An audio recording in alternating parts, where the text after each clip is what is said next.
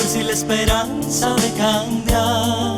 Quisiera dar las gracias a José Luis por participar en este foro, y él es una autoridad en Perú sobre estos aspectos. Entonces, adelante, José Luis, por favor. Yo voy a Bueno, presentar la entrada de las personas. perfecto. Muchas gracias, profesor Mauricio Medina Cheli. Para mí es un agrado estar esta noche en la Universidad Católica Boliviana para contarles un poco lo que ha hecho Perú en temas de concesiones de infraestructura y, digamos, ver algunas oportunidades que podrían tener por allá, por Bolivia. Yo más o menos conozco he estado en Bolivia varias veces haciendo estudios, conozco la realidad de Bolivia, me encanta, es un país que me gusta, La Paz, Cochabamba, he estado viendo temas de agua y, y les voy a mostrar un camino diferente, como vamos a ver con resultados similares en algunos casos, para ver cómo vemos la cosa. Entonces, voy a mostrarle cómo le ha ido a Perú en los últimos años, para que comparen ustedes con Bolivia. ¿Cuál es el marco normativo de la inversión en infraestructura y cuál es el diagnóstico que ha habido en este tema y en el tema de regulación? Muy rapidito. Miren, Perú ha ido creciendo desde el año 2005, notablemente. En el 2009 todavía creció un 1%, como se puede apreciar aquí. Y a lo largo de los años 2000 ha ido creciendo muy bien. Si uno analiza el promedio entre el 2006 y el 2019, ve que Perú creció en promedio 5.1%, más o menos como Bolivia, que creció 4.7%. Sin embargo, la caída de abril 19 a abril 2020, producto de la pandemia, fue de 40.5%. Y a lo largo de todo el año 2020 caímos 15%, solo por la pandemia. ¿Y esto a qué se debe? Bueno, principalmente, aquí está Perú, arriba a la izquierda, ¿lo ven? Tiene la caída del Producto Bruto Interno más grande y el número de muertes confirmadas por millón de habitantes a agosto del 2000 a 30 de agosto más alto. ¿Por qué pasó esto en Perú?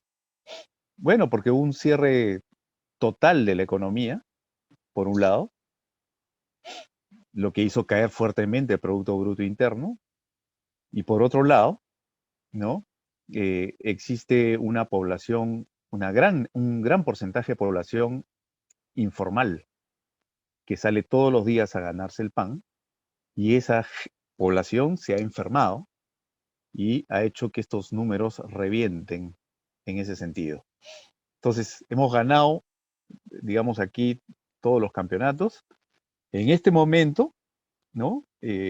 Estamos por entrar a una cuarentena en Semana Santa, producto de que los hospitales están colapsados, no hay camas UCI, y seguimos teniendo alrededor de 150 a 200 muertos por día.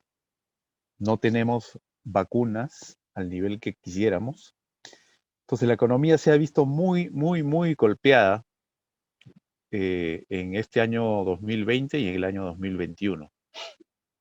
Y la pandemia ha sido uno de los grandes culpables. Porque si uno mira la reducción de pobreza, esta línea roja, y el crecimiento del PBI per cápita, observa una relación interesante, ¿no? El PBI per cápita ha ido aumentando hasta el 2019 y la línea de pobreza monetaria cayó alrededor del 20%. Sin embargo, ya tenemos algunas estadísticas que en el 2020 ya regresó al 30%, hay 9 millones de peruanos debajo de la línea de pobreza, 9 de 30, 3 millones se han sumado en el 2020 y estamos al mismo nivel del 2010 ahora, lo cual resulta complicado. En todo este trayecto, desde 2006 al 2019, por ejemplo, Perú hizo caer 35 puntos porcentuales la pobreza monetaria, más o menos como Bolivia, que la hizo caer en 23 puntos porcentuales del 2005 respecto al 2019.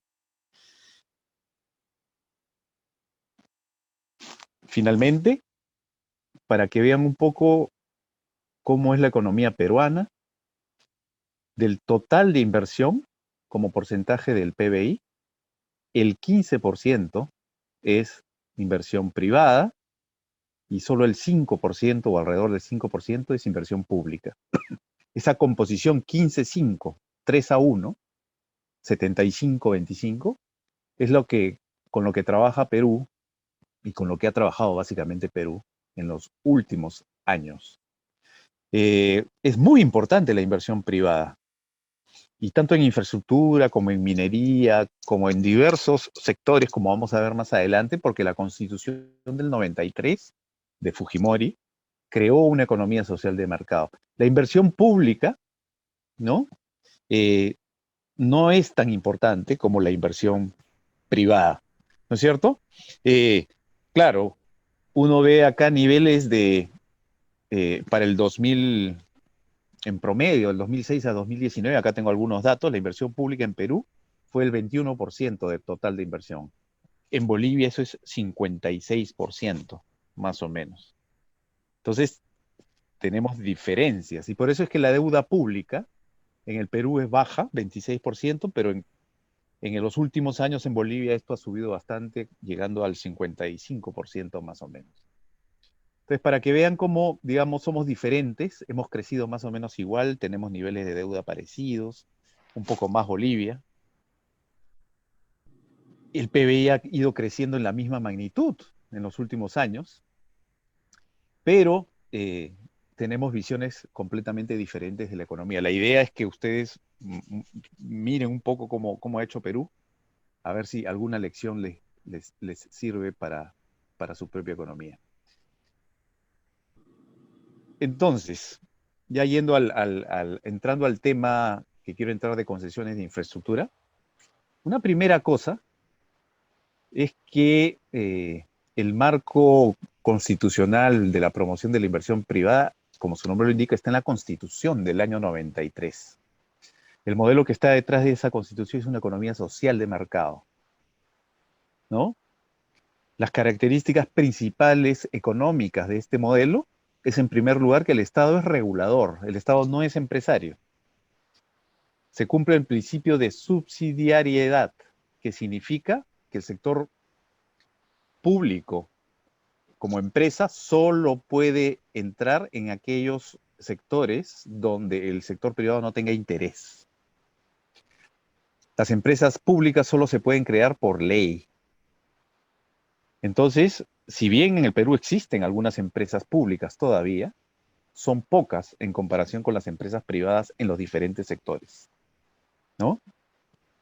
Hay un reconocimiento de un mercado libre donde se ejercen libertades económicas y hay un tratamiento igualitario a la inversión nacional y extranjera, ¿ya? Pagan los mismos impuestos, tienen las mismas ventajas y desventajas, ¿no es cierto? Y la inversión extranjera tiene acceso a todos los mercados, sectores estratégicos o no estratégicos tienen acceso, ¿de acuerdo? Y en particular, en el caso de infraestructura, ¿ya? Hay tres maneras de hacer contratos con el Estado para invertir en infraestructura. Tres. La primera, la obra pública tradicional a través de una ley de contrataciones del Estado, Decreto Legislativo 1017, mediante el cual el Estado hace un concurso, una licitación, contrata a un privado para que construya la carretera, termina la construcción de la carretera, el privado se retira y el mantenimiento y operación queda a cargo del Estado. Pero hay otras dos. La ley de APPs, asociaciones públicos privadas y de iniciativas privadas, Decreto Legislativo 1362, pero está vigente, ha ido cambiando, pero está vigente desde el año 2004, 2005.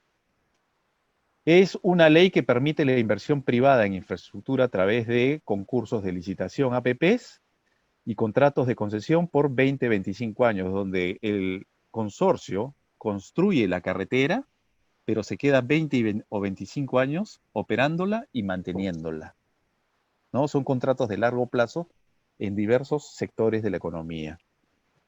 Y en tercer lugar, tenemos la ley de obras por impuestos, donde las empresas, a través de acuerdos con los gobiernos subnacionales, municipales o regionales o nacionales, deciden en conjunto construir o invertir el dinero del impuesto a la renta futuro para hacer obras de infraestructura de inversión pública a través de el pago diferido de impuestos.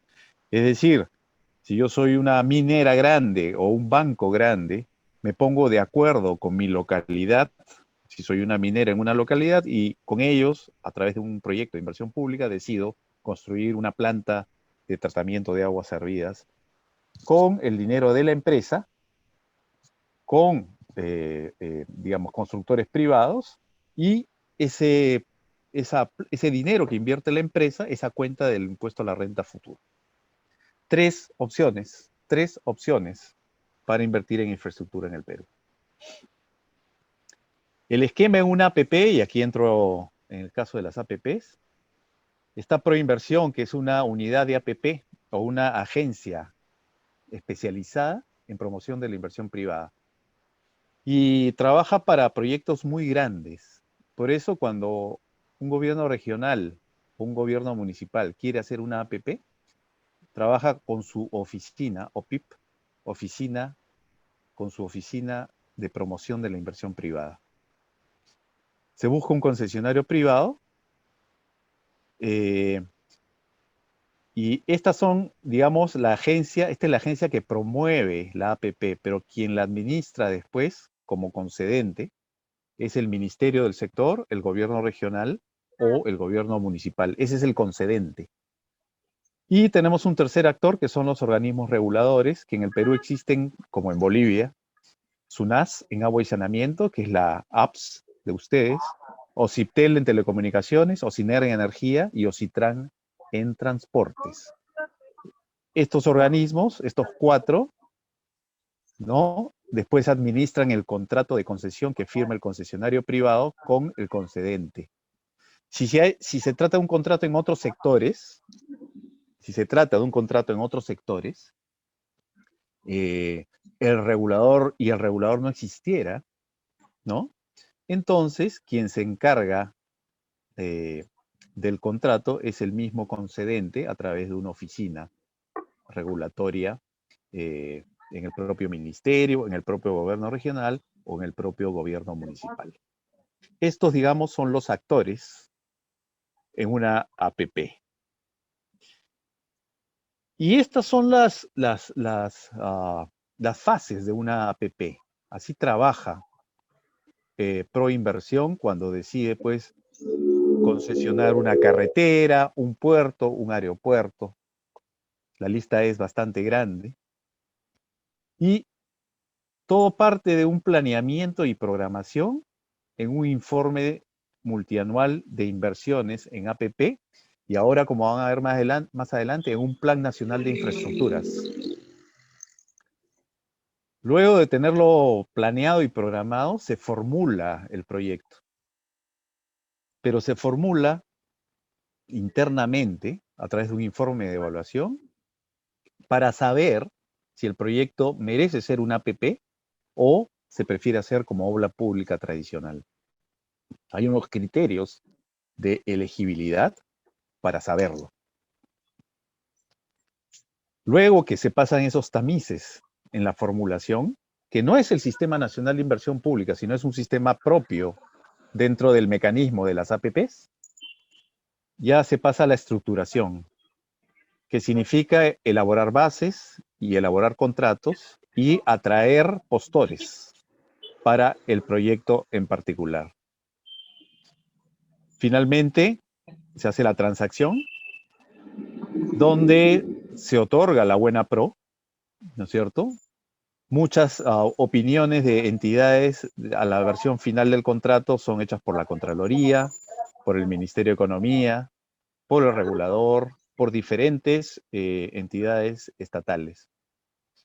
Finalmente, Como familiar que consta de 8 presas de pollo, pan, guarnición de arroz, pan, guarnición de papa, Voy a, postre, pan. tienes que mutearlo. ok,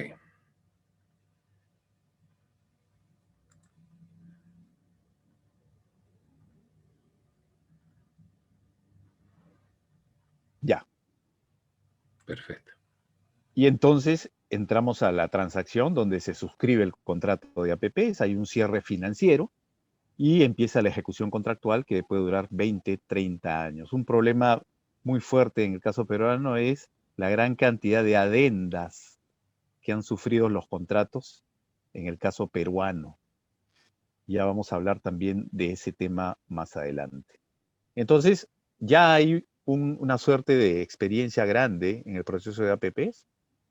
La primera APP, pues, es del año más o menos 98, una muy chiquita.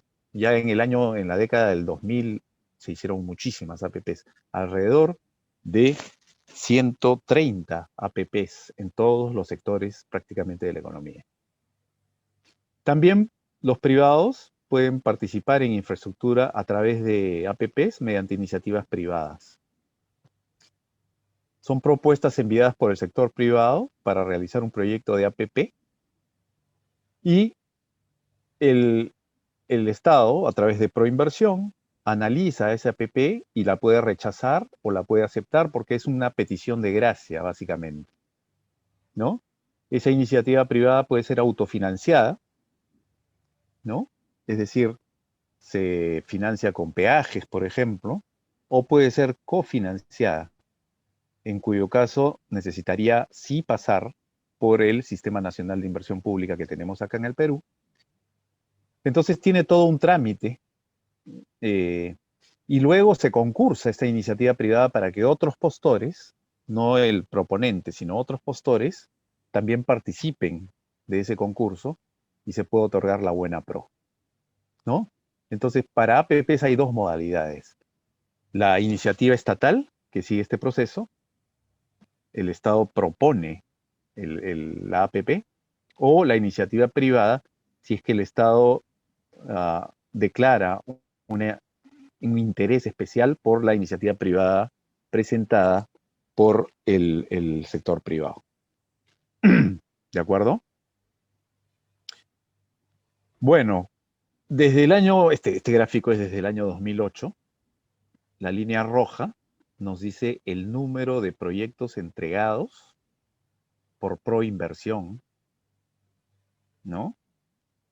Y las barras azules me indican el monto de inversión comprometido en cada una o en el total de adjudicaciones que se hicieron en el año. Bueno, resalta en el 2014 el monto de inversión de 7.701 millones de dólares, porque en esa ocasión se se adjudicaron la línea 2 del Metro de Lima y el gasoducto sur, muy cerca de Bolivia.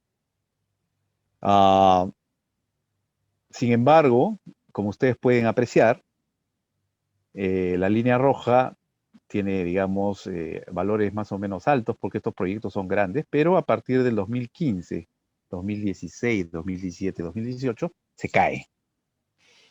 En el 2019 hubo dos proyectos, ahí están, y en el 2020 ninguno.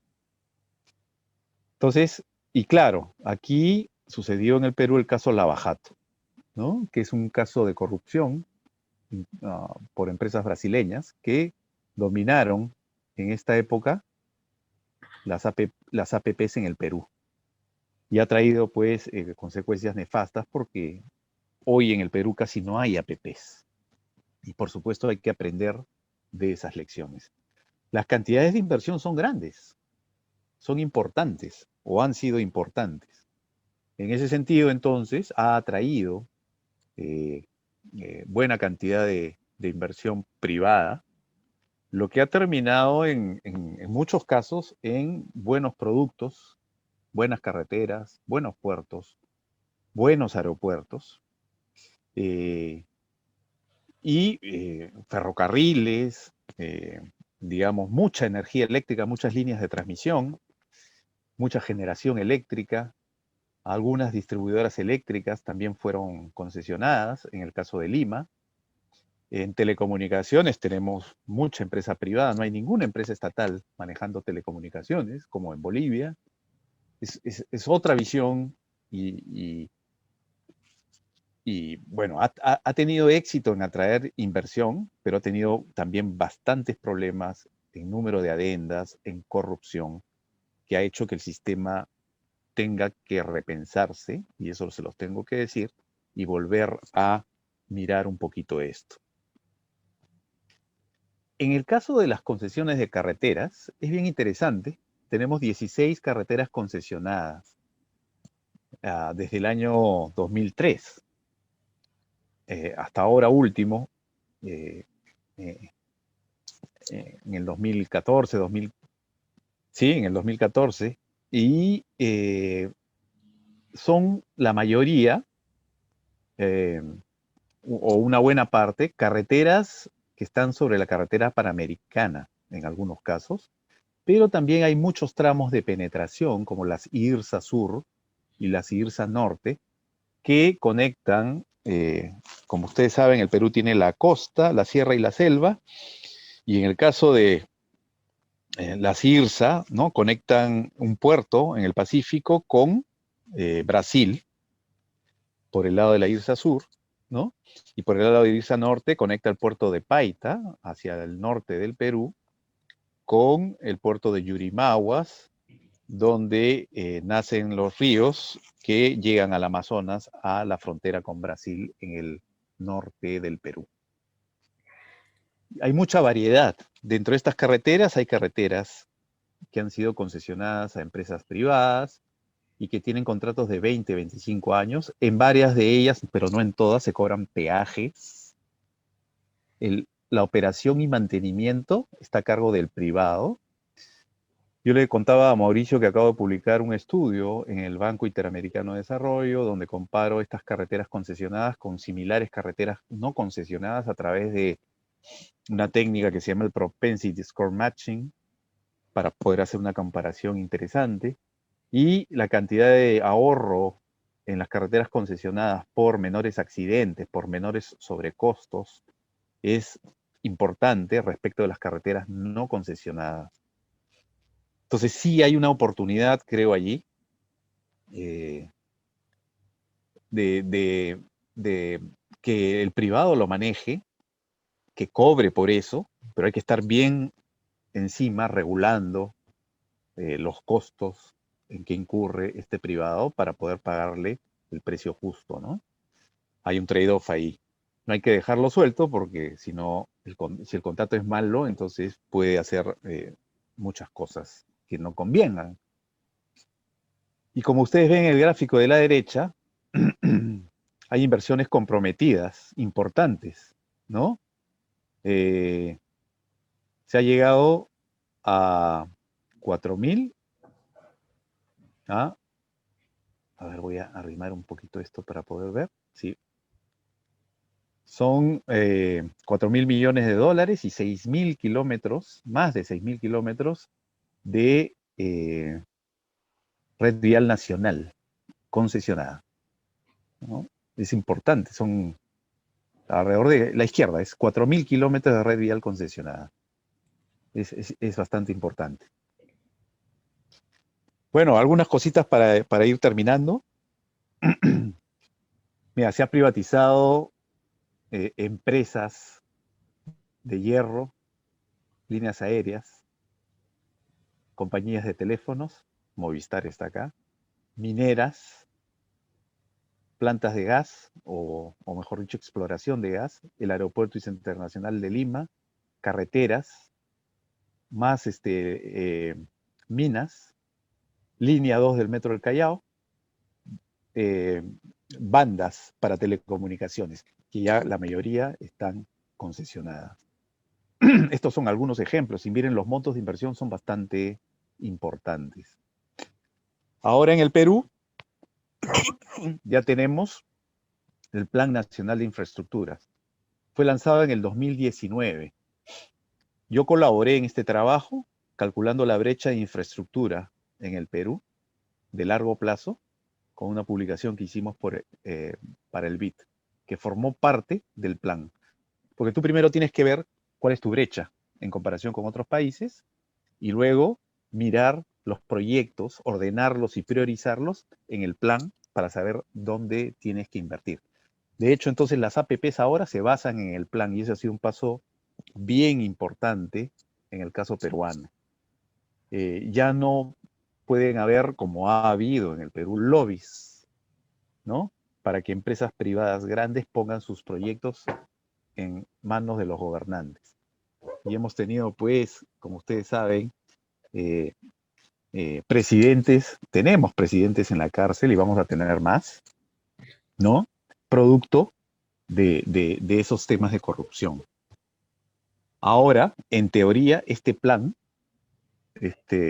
va a desaparecer ese tipo de iniciativas que de repente pues no son tan valiosas para el caso peruano.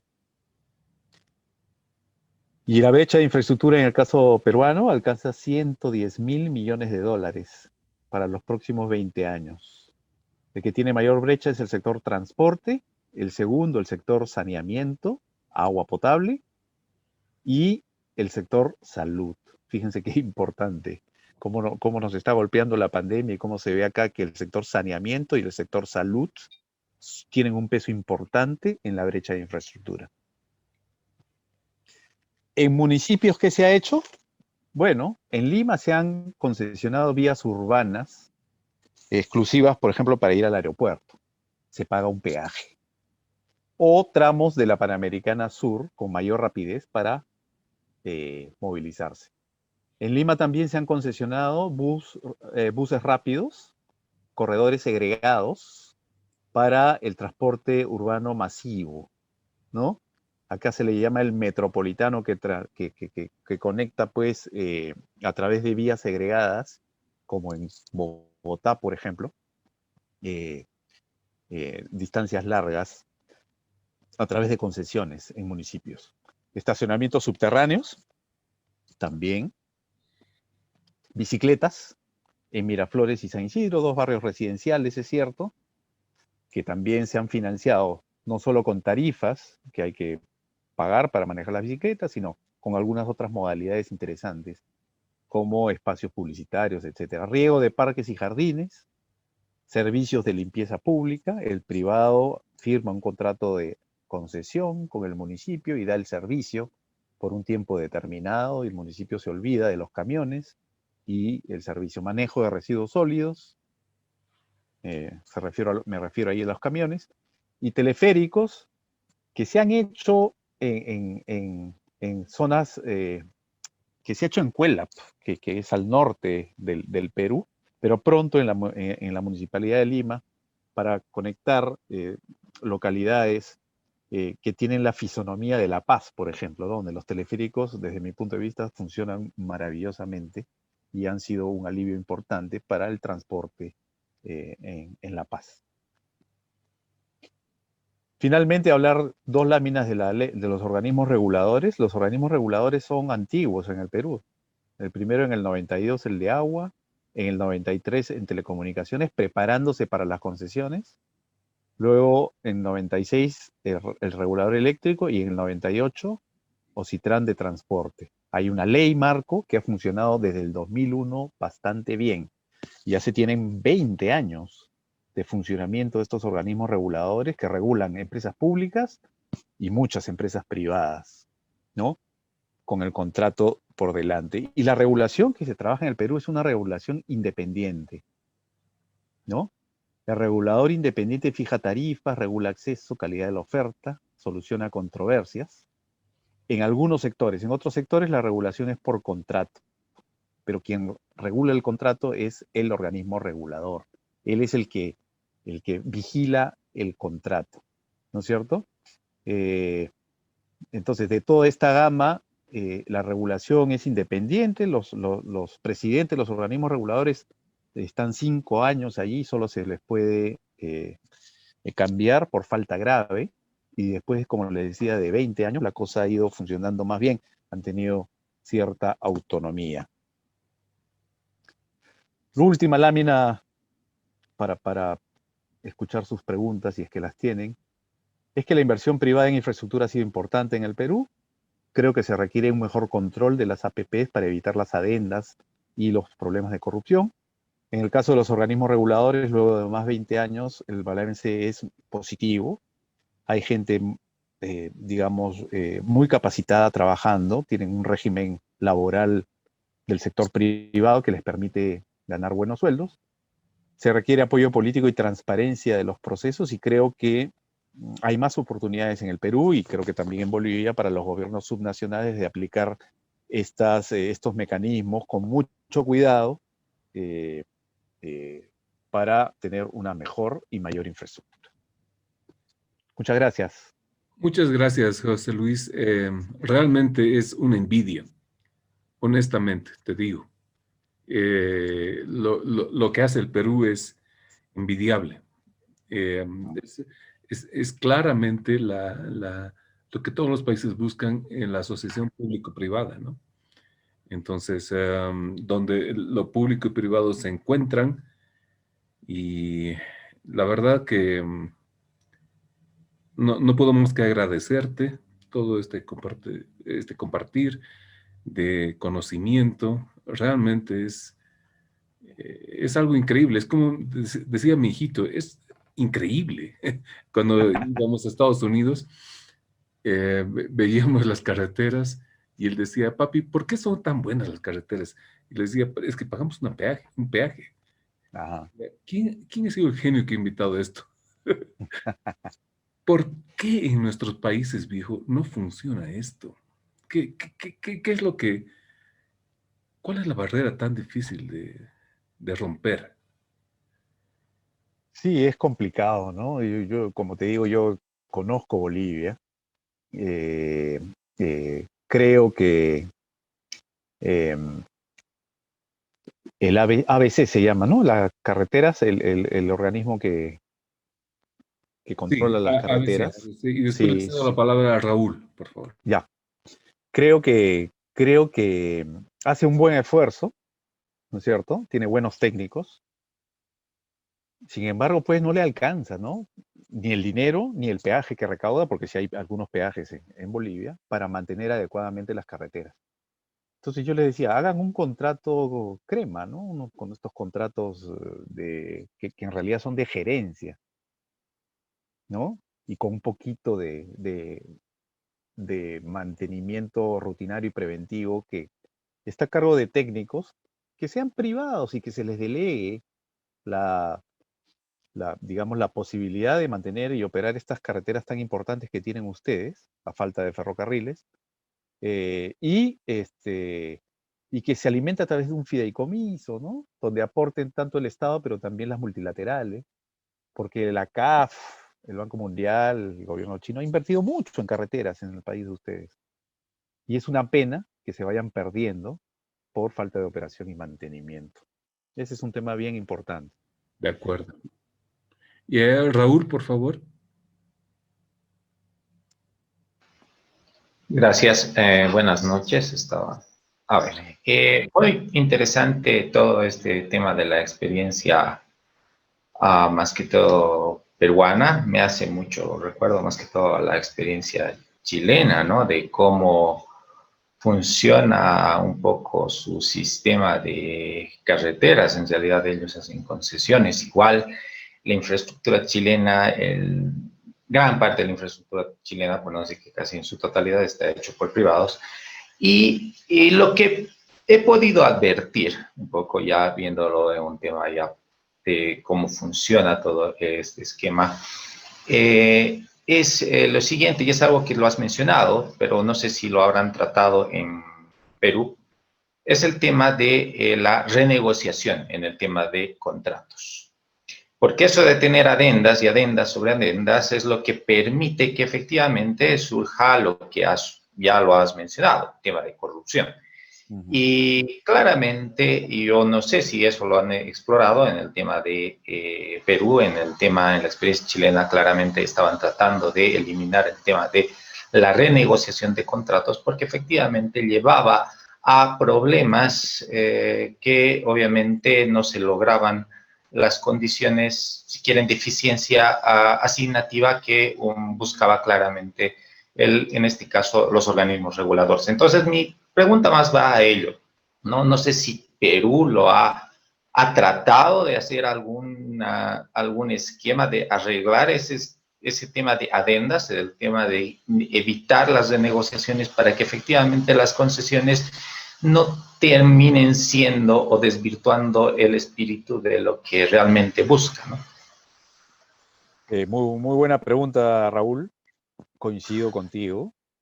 El gran problema de las APPs en el Perú ha sido la gran cantidad de adendas, ¿no? En los diversos sectores, más en carreteras que en otros sectores.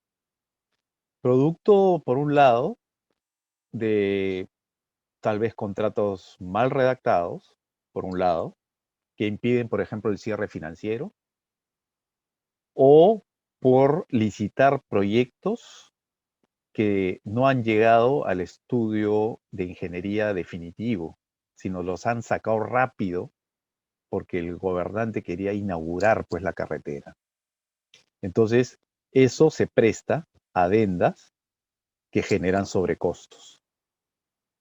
Pero la mayor cantidad de adendas se han producido por la falta de expropiación de terrenos en las diversas carreteras del Perú, y en la línea 2 del metro es escandaloso todo lo que se han demorado en expropiar los terrenos, porque claro, cruza el medio de la ciudad.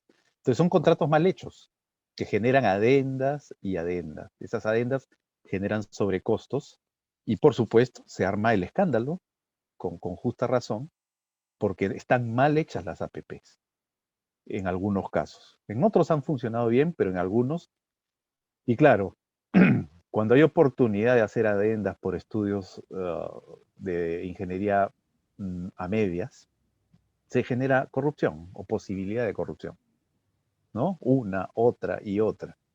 Entonces, y eso ha terminado de desgastar, como les decía, hoy el sistema de APPs está, hoy, 2020, 2021, está arrimado a un costado. Se hacen cosas muy pequeñas, líneas de transmisión de 70 millones de dólares, pero el sistema está muy quieto debido a este daño que se ha hecho por la corrupción habida, por un lado, y por otro lado, porque, entonces, ¿qué se está haciendo? Se están limitando el número de adendas. En los primeros 3 años no va a haber adendas, de ningún modo. Esa es una opción. Y en segundo lugar, las adendas antes las gestionaba el concedente, el ministerio, y la unidad de APP, que era Proinversión, no intervenía. Se supone que ahora va a intervenir Proinversión, que es un organismo pues más blindado del vaivén político, y además fue el que escribió el contrato y tiene que saber si la adenda corresponde a un riesgo que ya había sido asumido o no, ¿no? Entonces, sí, han hecho daño las adendas, pero ojalá pues que se resuelva esto para que las APP funcionen bien, ¿no? Porque al final lo que uno quiere es pues que las infraestructuras den servicios, ya sea, y que estén bien mantenidas. Ok. No, me parece bastante interesante, ¿no? El tema, más que todo, porque eso ya hace inclusión en la discusión académica, ¿no? Del tema de negociar contratos hace de que efectivamente no funcione, ¿no? Entonces, eso es lo que era básicamente mi mayor, bueno, más que todo consulta, ¿no? De cómo les ha ido en el tema de Perú. Y la otra consulta que también me surge, ya dejando un poco el lado de carreteras, porque básicamente eso ya un poco es algo conocido, más o menos, aunque es difícil de implementarlo, no es tan trivial. El tema es ¿cómo han tratado, o si lo han tratado o han tenido en algún momento, la forma de cómo hacer concesiones en el sector de salud? Sí, te cuento. Tenemos varias experiencias en el sector salud. Tenemos el Instituto Nacional del Niño, que es una APP de Bata Gris. ¿Qué significa eso? Que el Estado pone la infraestructura, perdón, el privado pone la infraestructura y pone todo el equipo, y el Ministerio de Salud pone a los médicos, ¿no? Esa concesión está funcionando en el Perú, ¿no? Se le vigila al privado todos los indicadores de todo lo que se te ocurra. El tacho tiene que estar a las 5 de la tarde, tiene que estar vacío. El equipo tiene que estar funcionando al 100%. Las camas tienen que estar limpias. La comida tiene que tener buena calidad. Y eso lo vigila el Ministerio de Salud, y el privado da ese servicio y se le paga por eso. Pero también hay 2 hospitales grandes del Estado bajo bata blanca. ¿Qué quiere decir eso? Que el privado se ocupa de todo. Y se concursa, y ese privado que está en una zona de la ciudad tiene un ámbito y atiende a un número determinado de personas. Y se le paga, ¿no es cierto?, una cantidad por persona. Entonces, el manejo de este hospital hace que haya mucha medicina de prevención, ¿no? Lo llaman, ¿no? Les hacen exámenes para que no se hospitalicen, porque la hospitalización es lo más caro para un hospital. Así es. Y han funcionado esos 2 muy bien. Pero claro, te estoy hablando de 3. 1 de bata gris y 2 de bata blanca. ¿Se vienen más? Sí, se venían más. Ahorita se ha parado todo y se venían más. Pero sí, digamos que hay buenas experiencias. Esas 3 son buenas experiencias. Hay algunos en cartera que se venían y yo creo que esto sí puede ir avanzando en esa línea, porque el Estado ha sido muy lento en construir hospitales en el Perú. Porque mi duda, más que todo por el lado de salud, era debido a que generalmente cuando se entra en las PPPs, las clásicas participaciones público-privadas, siempre se tiene la disyuntiva entre eficiencia técnica y eficiencia asignativa. El privado, obviamente, va a tratar de priorizar eficiencia técnica, o sea, que todo esté básicamente dado que le han dado un cierto contrato, lo están vigilando, etcétera, etcétera. Mientras que el regulador, si queremos verlo en este caso, va a tratar de que, se atienda a la mayor cantidad de gente, de que llegue el servicio de salud a la mayor cantidad de gente. Entonces, básicamente, si esto está bastante estudiado, hay muchos papers al respecto, pero mi consulta iba a que si la experiencia entre esta disyuntiva, ¿cómo les fue? Les fue bastante bien, bueno, por lo que he podido escuchar, parece que no han tenido mucho problema, pero ahora si tienen más proyecciones por ese lado, y cuál ha sido la forma en la cual han podido un poco conciliar ese trade-off entre estas, si quieren, entre el regulador y la visión privada, ¿no? Sí, de hecho, yo participé de ese contrato que te contaba de bata gris, y la regulación es bastante fuerte, como te digo. Se le paga al privado, ¿no?, una cantidad fija, si es que cumple con un gran porcentaje de esos indicadores al 90 y tantos %. Entonces la regulación es fuerte. Si no cumple con esta cantidad de indicadores, que son un montón, no me acuerdo ahorita el número, se le paga proporcional al cumplimiento. Entonces hay fuertes incentivos para que este privado cumpla con la mayoría de indicadores. Yo creo que sí, tiene futuro este tipo de asociaciones público-privadas, siempre y cuando el contrato obviamente esté bien hecho y la regulación sea fuerte. para no regalarle el dinero por algo que no hace, ¿no? Ah, Entonces, yo creo que por ahí va la cosa. Como te digo, son 3 experiencias que han funcionado bien en el Perú, donde digamos que no hay mayores quejas y que los privados creo que están haciendo un buen trabajo. bueno, muy excelente, la verdad que bueno poder discutir estos temas más que todo un poco más allá del contexto convencional que muchas veces a veces nos toca ver. No, de a ti las gracias, estimado José, muy, muy interesante. Muchas gracias a ti, Y Raúl. además José Luis es un excelente economista peruano, líder de opinión, la verdad. Y es un Muchas lujo gracias. tenerlo en el foro de economía y le agradezco mucho el haber aceptado participar en este foro. Y nosotros probablemente queremos compartir muchas más cosas en el futuro. O sea, Perfecto. trabajo conjunto, ¿no? José Luis es un compañero mío del ILADES, la verdad. Así es. Él es un gran matemático. Es uno de los matemáticos que más admiro en la vida. Entonces, Gracias. bueno, no sé si alguien tiene alguna pregunta más. Oye, encantado y cualquier yo les mostraba ahí algunas publicaciones, así que si alguien está interesado o necesita más información, Raúl o cualquier otro que tú sepas, Mauricio, que esté interesado, encantado les mando información para que la tengan. Gracias, José Luis. Y bueno, un abrazo a la familia, un abrazo a todos. Gracias.